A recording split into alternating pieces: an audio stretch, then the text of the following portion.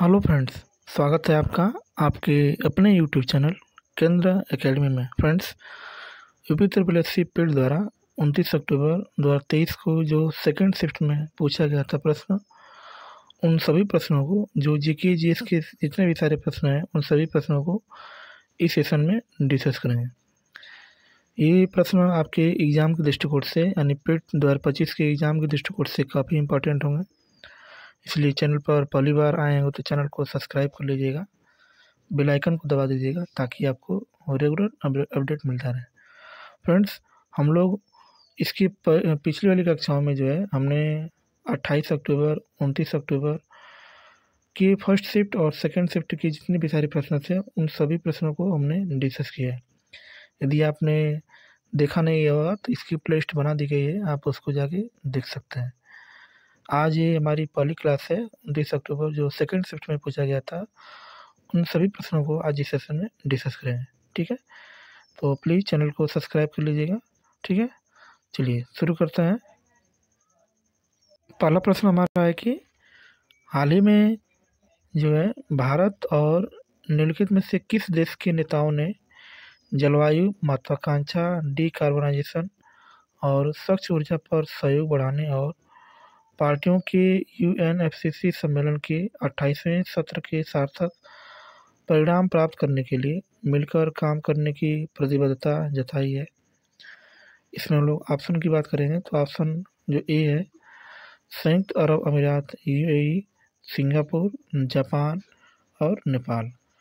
इसका जो right option हो जाएगा फ्रेंड्स ऑप्शन नंबर ए, यूएई ने जो है इस पर सहमति जताई। ठीक है, इसका हम लोग डिस्कस दे सकते हैं फ्रेंड्स। संयुक्त अरब अमीरात यूएई ने वर्ष 2023 में अबू धाबी में संयुक्त राष्ट्र जलवायु परिवर्तन फ्रेमवर्क सम्मेलन यूएनएफसीसी की कोप 28 की मेजबानी की।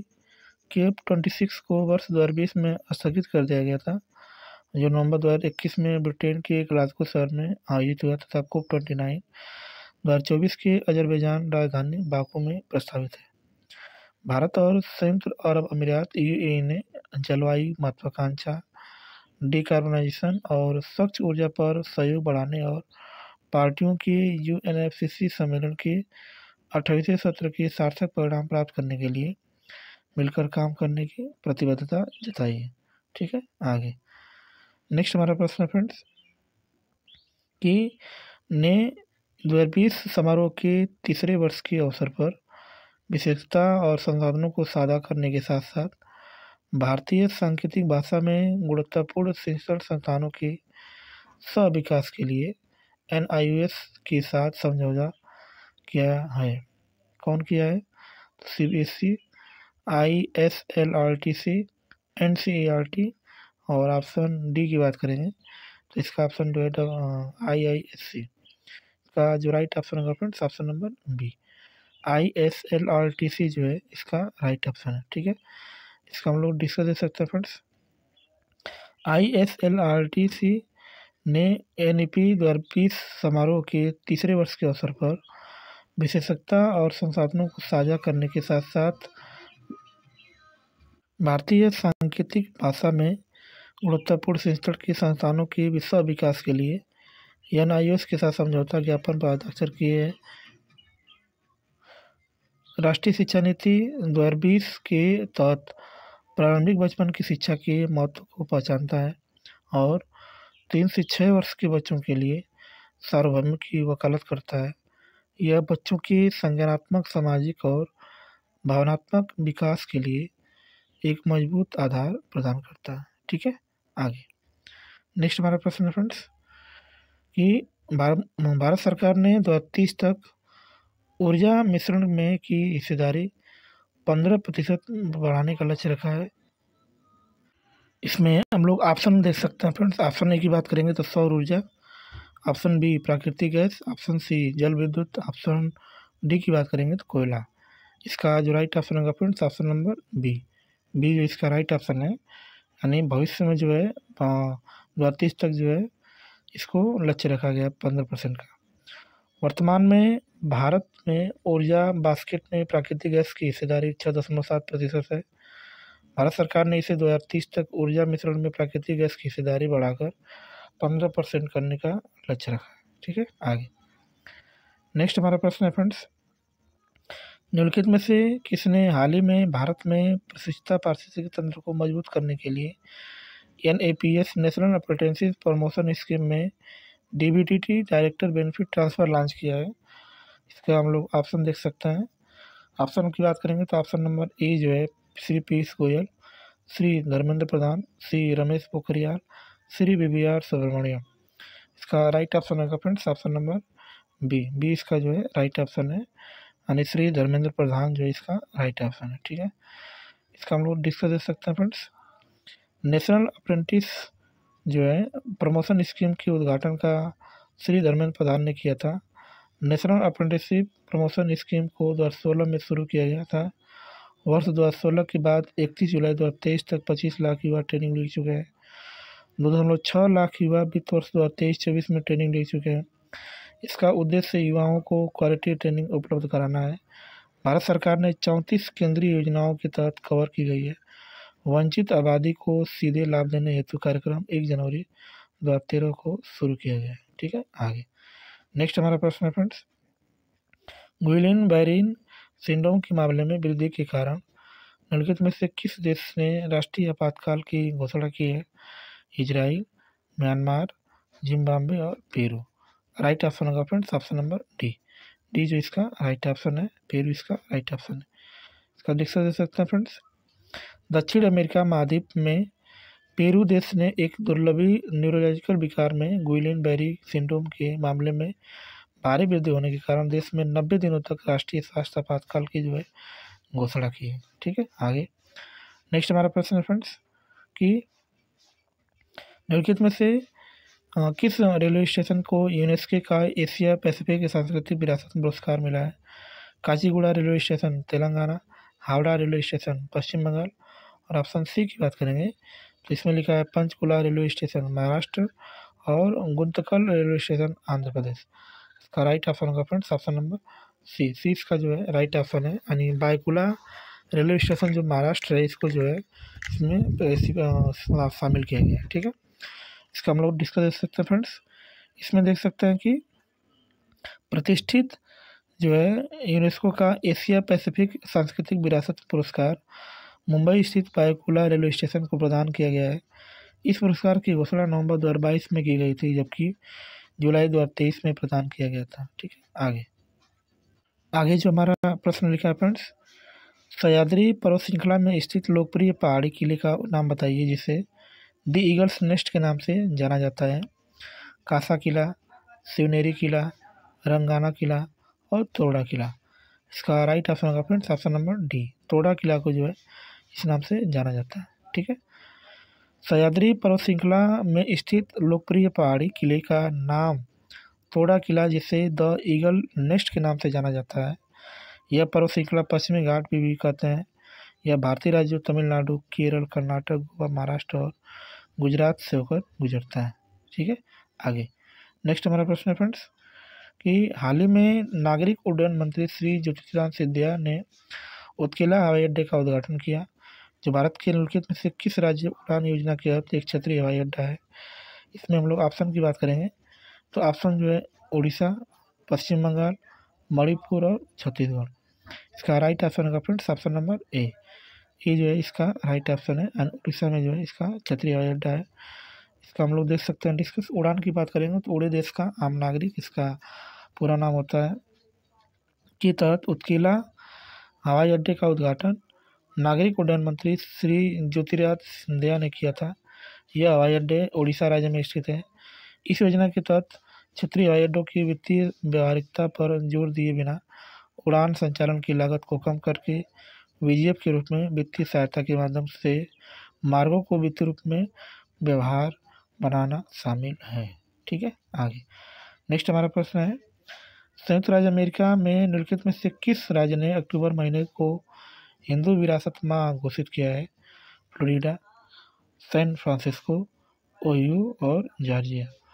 इसका राइट ऑप्शन होगा friends option number D, Georgia का जो है हिंदू विरासत माह घोषित किया गया है। ठीक है, इसमें डिस्कस कर सकते हैं।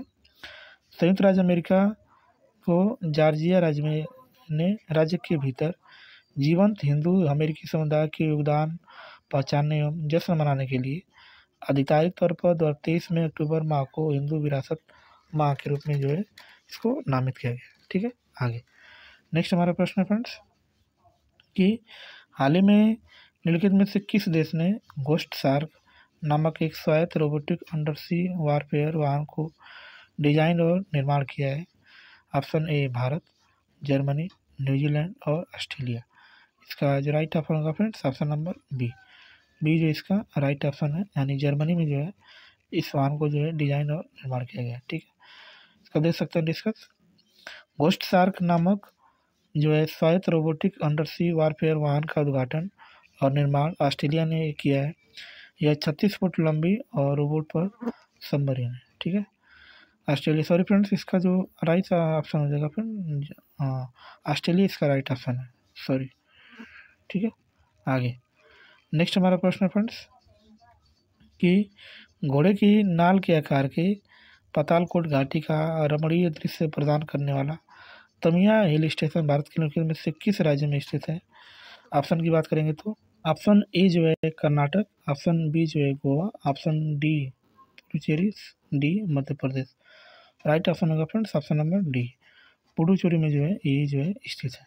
ठीक है, इसका डिस्कस दे सकते हैं। घोड़े के नाल के आकार की पातालकोट घाटी का रमणीय दृश्य प्रदान करने वाला तामिया हिल स्टेशन भारत के मध्य प्रदेश के छिंदवाड़ा जिले में तामिया तहसील में स्थित है, जो जंगलों, पहाड़ों और सुंदर और मनमोहक दृश्य प्रस्तुत करता है। ठीक है, नेक्स्ट हमारा प्रश्न है फ्रेंड्स कि निम्नलिखित में से किस वर्ष में भारत पाकिस्तान का क्षेत्रीय संभाषण भागीदार बना? 2012, 1996, 1992 और 1995। राइट ऑप्शन होगा फ्रेंड्स ऑप्शन नंबर सी जो इसका राइट ऑप्शन है। इसका हम लोग डिस्कस दे सकते हैं फ्रेंड्स। भारत ने 1992 में एक क्षेत्रीय वार्ता साझेदार, जिसको सेक्टोरल डायलॉग पार्टनर कहते हैं, सचिव स्तर की बातचीत के रूप में, और उसके बाद 1995 में एक वार्ता साझेदार के रूप में आसियान का औपचारिक भागीदार बना। आसियान की स्थापना 1967 में इसके संस्थापक सदस्यों द्वारा आसियान घोषणा पत्र पर हस्ताक्षर के साथ हुई। इसका सचिवालय इंडोनेशिया की जकार्ता में। इंडोनेशिया की राजधानी क्या है? जकार्ता। ठीक है, आगे नेक्स्ट हमारा प्रश्न है तेंजिंग नोर्गे राष्ट्रीय साहसिक पुरस्कार भूमि, समुद्र और वायु पर साहसिक कार्य के क्षेत्र में उत्कृष्ट उपलब्धियों के लिए सर्वोच्च राष्ट्रीय सम्मान। इस पर पुरस्कार के लिए नगद पुरस्कार राशि क्या है? ऑप्शन की बात करेंगे तो ऑप्शन ए जो है 5 लाख, 15 लाख, 20 लाख और 10 लाख। राइट ऑप्शन होगा friends option number B, 15 lakh रुपये की जो है धनराशि प्रदान की जाती है। ठीक है, तेंजिंग नोर्गे राष्ट्रीय साहसिक पुरस्कार भूमि, समुद्र और वायु पर साहसिक कार्य के क्षेत्र में उत्कृष्ट उपलब्धियों के लिए सचिव राष्ट्रीय सम्मान है। इस पुरस्कार के लिए नगद राशि 15 लाख रुपया दिया जाता है। ठीक है, आगे नेक्स्ट हमारा प्रश्न है नीतिसार, जिसमें कौटिल्य के अर्थशास्त्र का प्रारंभिक मूल पाठ शामिल है, निम्नलिखित में से किसके द्वारा लिखा गया है? कामनक, वीरसेन, विष्णुगुप्त और श्री हर्ष के द्वारा। इसका राइट ऑप्शन होगा फ्रेंड्स ऑप्शन नंबर ए जो इसका राइट ऑप्शन है, यानी कामंदक के द्वारा जो है इसको लिखा गया है। ठीक है, डिस्कस दे सकते हैं। नीतिसार या कामांदिक का नीतिसार राजनीति एवं शासन पर आधारित एक प्राचीन ग्रंथ है, जिसे चाणक्य के शिष्य कामंदक द्वारा लिखा गया है। उल्लेखनीय है कि नीतिसार में कौटिल्य के अर्थशास्त्र का प्रारंभिक मूल पाठ शामिल है। ठीक है, आगे नेक्स्ट हमारा प्रश्न है निम्नलिखित में से कौन सा हिंदू दिन हर साल अंतर्राष्ट्रीय प्राकृतिक आपदा जोखिम न्यूनीकरण दिवस के रूप में मनाया जाता है? ऑप्शन की बात करेंगे तो ऑप्शन नंबर ए 13 अगस्त, 31 अक्टूबर, 13 अक्टूबर और 11 जुलाई। राइट ऑप्शन होगा फ्रेंड्स ऑप्शन नंबर सी जो इसका राइट ऑप्शन है, यानी 13 अक्टूबर को जो है इसको मनाया जाता है। ठीक है, डिस्कस देख सकते हैं। संयुक्त राष्ट्र संघ द्वारा हर साल अंतर्राष्ट्रीय प्राकृतिक आपदा जोखिम न्यूनीकरण दिवस 13 अक्टूबर को मनाया जाता है। वर्ष 2023 के लिए अंतर्राष्ट्रीय प्राकृतिक आपदा जोखिम न्यूनीकरण दिवस की थीम लचीले भविष्य के लिए असमानता से लड़ना है। ठीक है, आगे नेक्स्ट हमारा प्रश्न है फ्रेंड्स इसमें मिलान करना है कि किस देश की राजधानी किससे सम्मिलित किया गया है। जैसे जाम्बिया की राजधानी क्या है, क्यूबा की राजधानी क्या है, रबाडा की राजधानी क्या है, बहरीन की राजधानी क्या है, इसको फ्रेंड्स मिलाना है। इसमें देखेंगे तो फ्रेंड्स इसका जो राइट ऑप्शन हो जाएगा फ्रेंड्स ऑप्शन नंबर सी इसका राइट ऑप्शन है। 3 1 4 2 जो इसका राइट ऑप्शन है। इसका हम लोग देख सकते हैं डिस्कस इसका। जाम्बिया की राजधानी की बात करेंगे तो जाम्बिया की राजधानी लुसाका, क्यूबा की राजधानी हवाना, रबाडा की राजधानी किगाली और बहरीन की राजधानी मनामा है। इसलिए इसका ऑप्शन क्या है, सी इसका राइट ऑप्शन है। ठीक है, आगे नेक्स्ट हमारा प्रश्न है, जोड़ी चिता और मुरुजा पर्स पर दीवारों पर सुंदर पैटर्न बनाने की सफ़ेद कला है। यह भारत के निम्नलिखित में से किस राज्य की कला है? उड़ीसा, केरल, छत्तीसगढ़, तमिलनाडु। इसका राइट ऑप्शन नंबर ए जो इसका राइट ऑप्शन है, यानी छत्तीसगढ़ में जो है इस कला को बनाया जाता है। इसका देख सकते हैं कि जोटी और चिता मुरुज फर्श की दीवारों पर सुंदर पैटर्न बनाने की कला है जो भारत के उड़ीसा राज्य से संबंधित है। उड़ीसा में मार्गशिरा के महीने में महिलाएं देवी लक्ष्मी की पूजा के पाठ के दौरान मिट्टी की दीवारों और फर्शों को सफ़ेद चावल की पेस्ट और पीठों से भित्ति चित्रों से सजाती हैं। इन्हें झोटी या चिता कहा जाता है, जबकि मुर्जा विभिन्न रंगों के पाउडर से फर्श पर चित्रित करने के लिए किए जाने की क्या है, एक कला है।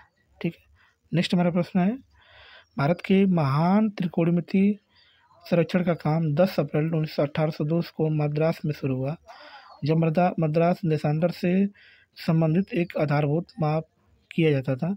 वर्तमान में मद्रास वेधशाला को किस नाम से जाना जाता है? इसमें हम लोग ऑप्शन की बात करेंगे तो ऑप्शन नंबर जो ए है इसका क्या है, तो योजना और वास्तुकला, भारतीय खगोल भौतिकी संस्थान, भारतीय अंतरिक्ष विज्ञान और प्रौद्योगिकी संस्थान, रमन अनुसंधान।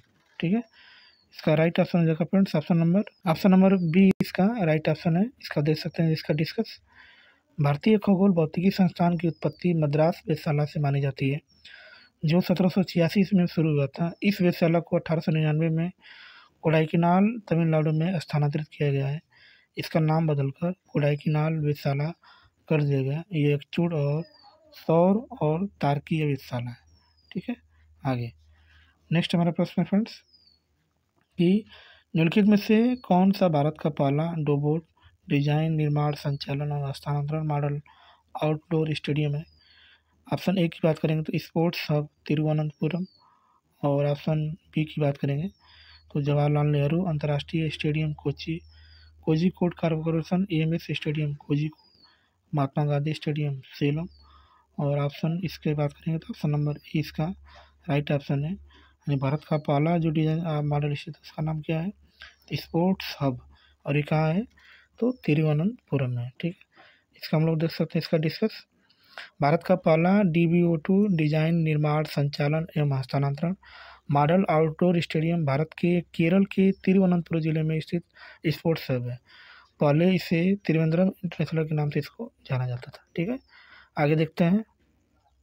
आगे जो हमारा प्रश्न लिखा है फ्रेंड्स, अकबरनामा का खंड अकबर के प्रशासन, घर, सेना, राजस्व और इसके साम्राज्य के भूगोल से संबंधित है, जिसे आइनरी अकबर के नाम से जाना जाता है। ठीक है, ऑप्शन की बात करेंगे तो ऑप्शन नंबर ए पहला, दूसरा, चौथा और तीसरा। इसका राइट ऑप्शन होगा फ्रेंड्स ऑप्शन नंबर डी, तीसरा जो इसका राइट ऑप्शन है। इसका डिस्कस देख सकते हैं। अकबरनामा का तीसरा खंड अकबर के प्रशासन पर, सेना, राजस्व और उसके साम्राज्य के भूगोल से संबंधित है, जिसे आइनरी अकबर के नाम से जाना जाता है। अबुल फजल ने अकबरनामा ग्रंथ की रचना की। यह भारत में रहने वाले लोगों की परंपराओं और संस्कृति के बारे में समृद्ध विवरण भी मिलता है, यह प्रस्तुत है। ठीक है, नेक्स्ट हमारा प्रश्न है, भारत में स्थित किस हड़प्पा स्थल में हाकरा मृदबांड के भंडार शामिल है, जो सिंधु घाटी सभ्यता की शुरुआती चरणों की सबसे पहले बसावट की विशेषता बताता है? राखीगढ़ी, कालीबंगन, रोपड़, धौलाभरी। इसका राइट ऑप्शन होगा फ्रेंड्स ऑप्शन नंबर ए, राखीगढ़ी इसका जो है राइट ऑप्शन है। इसका डिस्कस दे सकते हैं। भारत में स्थित राखीगढ़ी हड़प्पा स्थल में हाकरा मृदबांड के भंडार शामिल है, जो सिंधु घाटी सभ्यता की शुरुआती चरणों में पहले से ही बसावट की विशेषता है। हरियाणा स्थित राखीगढ़ी भारतीय उपमहाद्वीप का सबसे बड़ा हड़प्पा स्थल है।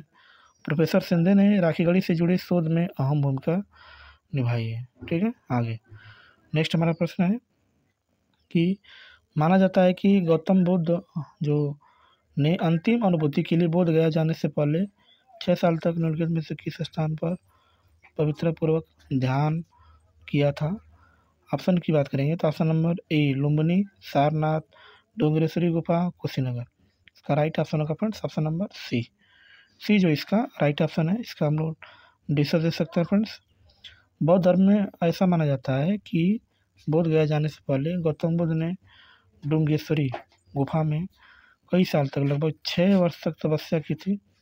यहीं पर सुजाता नामक महिला ने उन्हें जलपान कराया था। यह माना जाता है कि बुद्ध को यहीं पर मध्यम मार्ग का ज्ञान प्राप्त हुआ था। ठीक है, आगे नेक्स्ट हमारा प्रश्न है निम्नलिखित में से कौन सी हर्षवर्धन की पहली राजधानी थी। पाटलिपुत्र, थानेसर, वैशाली और मगध। इसका राइट ऑप्शन होगा friends option number B Thanesar जो इसका राइट ऑप्शन है। इसका डिस्कस दे सकते हैं। राज्यवर्धन की मृत्यु के बाद 606 ईस्वी में 16 वर्ष की अवस्था में हर्षवर्धन ज्ञानेश्वर की गद्दी पर बैठा। हर्षवर्धन ने शशांक को पराजित करके कनौज पर अधिकार कर लिया तथा उससे अपनी राजधानी बनाया। हर्ष को शिलादित्य के नाम से भी जाना जाता है। ठीक है, आगे नेक्स्ट हमारा प्रश्न है सुभाष चंद्र बोस ने 1944 में मोइरांग में आईएनए ध्वज फहराया था। वह शहर अब निम्नलिखित में से किस राज्य या केंद्र शासित प्रदेश में सिक्किम, लद्दाख, मिजोरम और मणिपुर। इसका राइट ऑप्शन होगा फ्रेंड्स ऑप्शन नंबर डी इसका राइट ऑप्शन है। इसका हम लोग डिस्कस कर सकते हैं। 14 अप्रैल 1944 को कर्नल शौकत मलिक की कमान के तहत आईएनए की सुभाष रेजिमेंट में मणिपुर के विष्णुपुर जिले के शहर मोइरांग ने ब्रिटिश सेना के खिलाफ जीत हासिल कर इस जीत को चिन्हित करने के लिए सुभाष चंद्र बोस ने मोइरांग ने अपना राष्ट्रीय ध्वज फहराया था।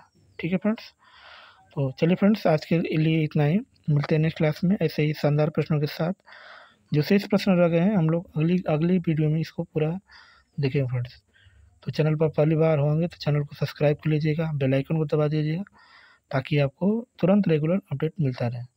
तो मिलते हैं नेक्स्ट क्लास में, तब तक के लिए बाय और जय हिंद फ्रेंड्स।